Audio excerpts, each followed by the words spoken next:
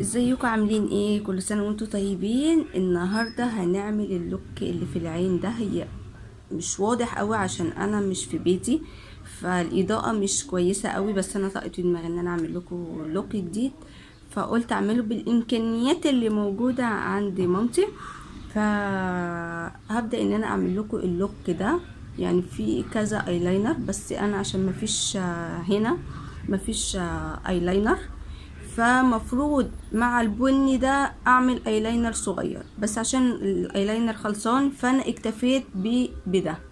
والمفروض كنت هعمل هنا شوية استرسات، بس انا ممكن كده معاكم اعمل يعني احط كده جليتر، يعني كام حاجة جليتر كده اللي هي تدي شكل مختلف للوك. بس احنا هنعمل النهاردة ايه اللوك ده.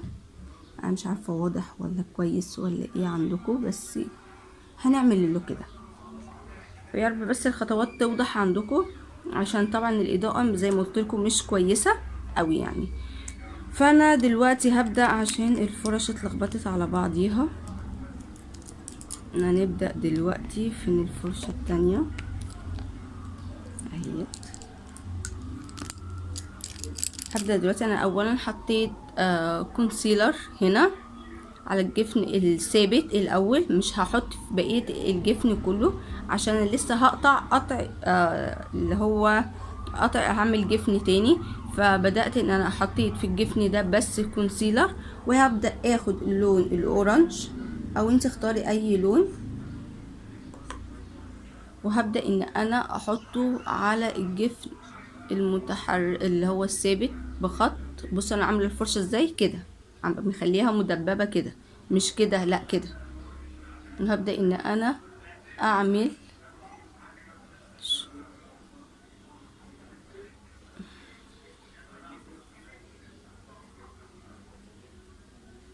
لحد هنا. واخدين بالكم؟ انا مش عارفه كمان الصوت واضح ولا لا.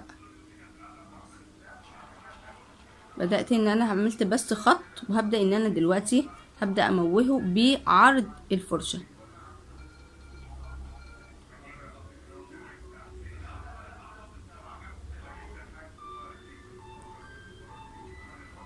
هبدأ ان انا اروح واجي اروح واجي.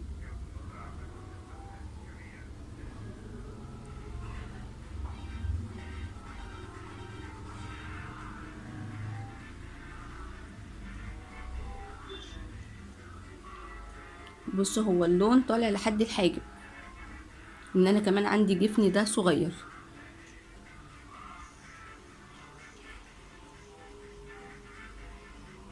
الفيديو ده هيكون طويل شوية معلش، علشان الخطوات فيه كتير.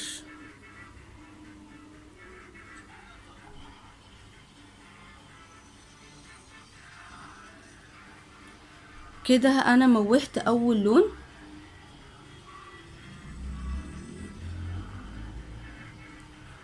هبدأ ان انا اخد لون اغمق، يعني انا اخدت اللون الاورنج، ممكن تعملي بينك، ممكن تعملي ازرق، تعملي اي لون انت حباه، تعملي موف.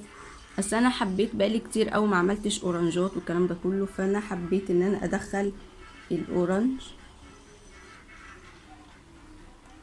هبدأ بقى على الخط اللي هو اللي انا رسمت فيه الاول، حطيت لون بني لحد هنا بس، لحد النص، ما زودتش عن كده عشان انا عاوزة ادرج الالوان، عشان يكون هنا لون بني على اورنج وهنا اورنج بس.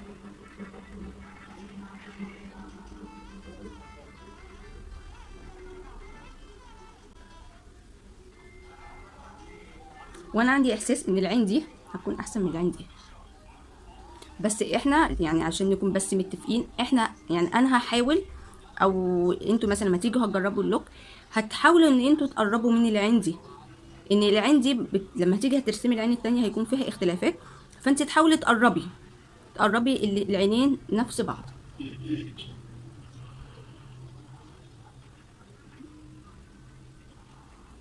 هاخد المرايه بتاعتي شويه عشان اشوف انا بنت ازاي.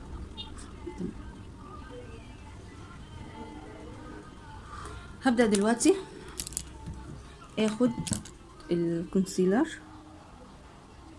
وهبدأ طبعا ان انا اسكت خالص عشان احاول اقرب العينين من بعض. هكون سايلنت لحد بس لما اقرب اعمل الكسرة.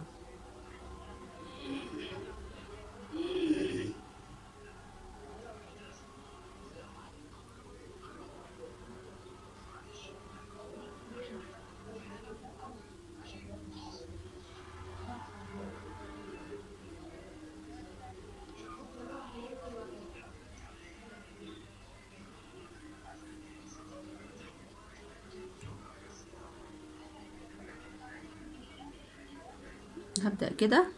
انا كده عملت الكات كريس.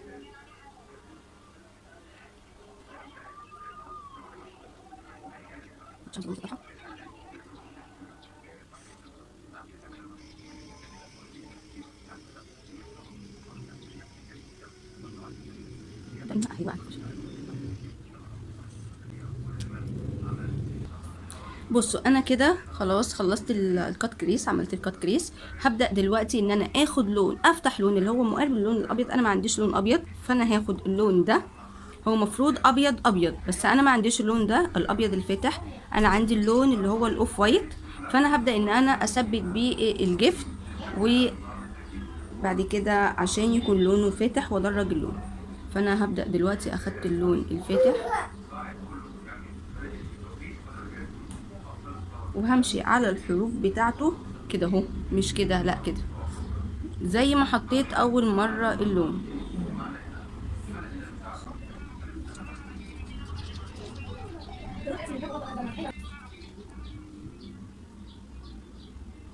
معلش ما خدتش بالي ان المراية جاية على الكاميرا.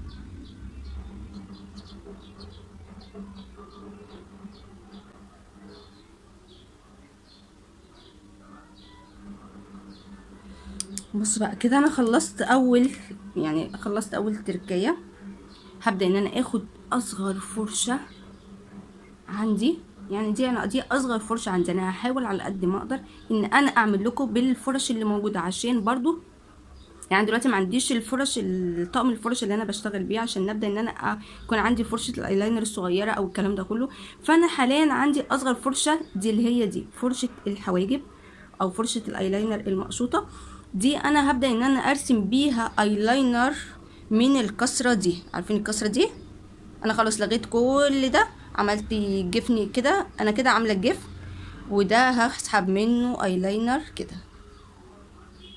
مركزين؟ انا هبدأ ان انا اسحب ايلاينر من الكسرة دي. اخدت اللون الاورنج اللي انا اخدته الاول، وهبدأ ان انا نفضت اللون شوية. هبدأ ان انا اسحب ايلاينر. هقرب لكم، صدقوا كده احلى عشان كمان تشوفوا.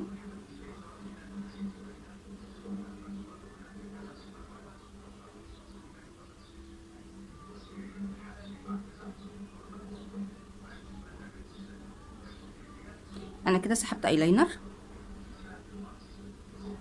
الايلاينر ده بقى مش هسيبه طبعا حد كده، انا هموهه بس هيتموه. هخف اللون من عليه، هيتموه لجوه بنفس الفرشه.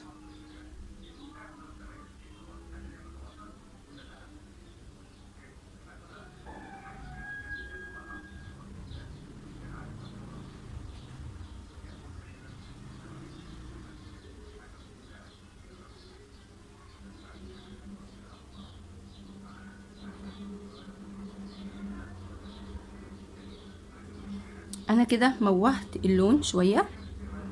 هو انا في الحقيقه باين ان هو متموه تماما ماشي، لكن في الكاميرا عندي عشان طبعا انتوا كلكم عارفين ان الكاميرا عندي برضو ما بتجيبش الجوده بتاعه الالوان زي على الحقيقه. يعني على الحقيقه حاجه وفي الكاميرا حاجه تاني خالص.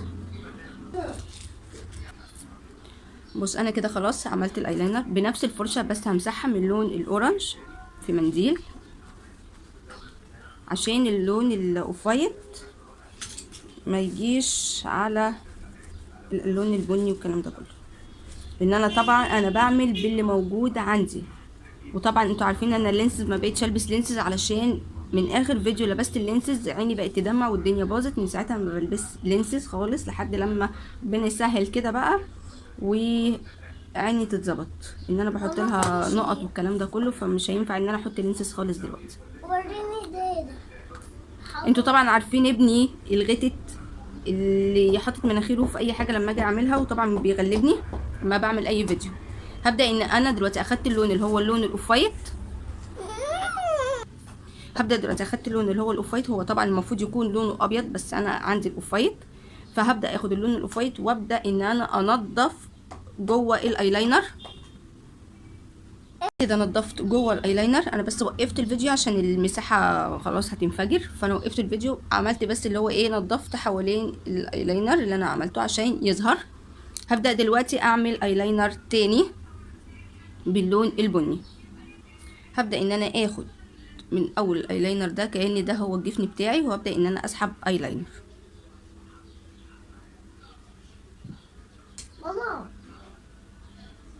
ماما ثواني يا رين. اهي كده سحبت الايلاينر.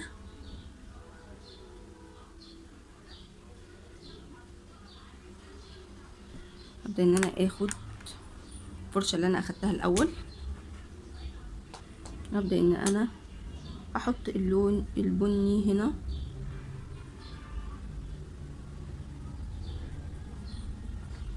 البني هنا. ماما سيبيني في حالي بقى تيتا. تعالى اقول لك بس. انا كده بموق. ايه ده، انا حاطه ايدي على المرايه على الكاميرا وما خدتش بالي برضو اني مندمجه. هبدا ان انا اموه اللون البني بس لتحت.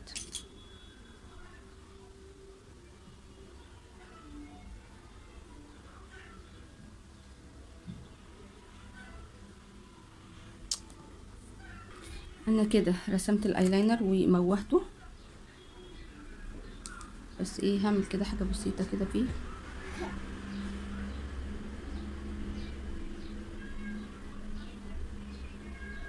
وبصوا بقى عشان بس تكونوا عارفين، اي حاجه زياده انا هعملها، عشان كده انا ببدا بالعين الاول. اي حاجه هعملها في العين مثلا وعاوزه اظبطها بظبطها في الاخر.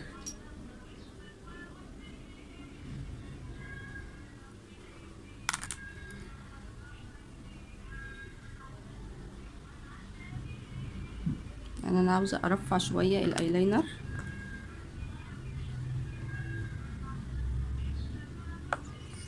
خدت شويه كونسيلر. ماما اعملي كده. رينا مش هتكلم يا رينا، مش تبقى رزق قوي. عشان جبتلك التباك، خلينا مش بيسمع الكلام.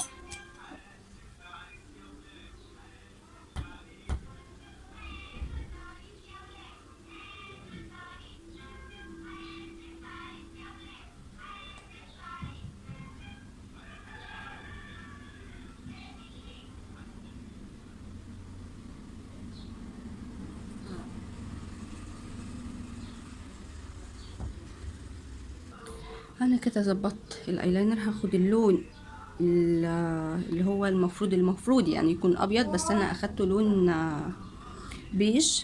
معلش بس دي مش مخليني مركزه. هبدا ان انا انور. خلصت. هو بس على فكره البلاشر، عشان بس الاضاءه وحشه، البلاشر تقيل جدا على الحقيقه، بس انا هتقله لكم عشان يظهر اكتر. بصوا انا عاوزه بس اوريكم التركه انا عملتها، بس طبعا مش باينه في الاضاءه. بصوا انا حطيت بدل الاسترسات حطيت الجليتر في الفراغات الاماميه. بصوا هو ده اللوك.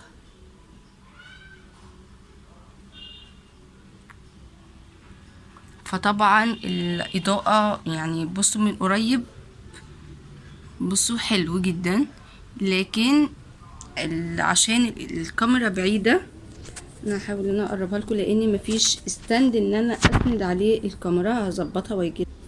بصوا معلومه ليكم، وانتوا بتركبوا الرموش لازم تعملوا لها مساج كده. دي معلومه ليكم عشان لما تيجوا هتركبوها هتكون واخده شكل العين بالظبط، تركب على طول. ثواني هركبها واجي لكم تاني. بصوا انا كده خلصت وركبت الرموش. انا دلوقتي قولوا معايا هحط بس الروج. انا طبعا شفايفي بايظه من الصيام والكلام ده كله.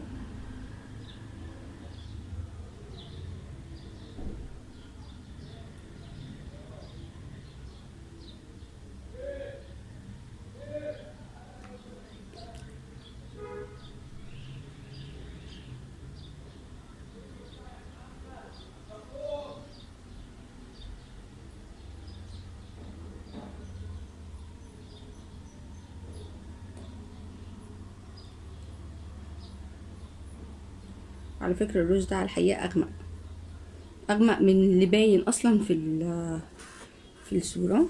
بصوا بقى، بس اوريه لكم اهو.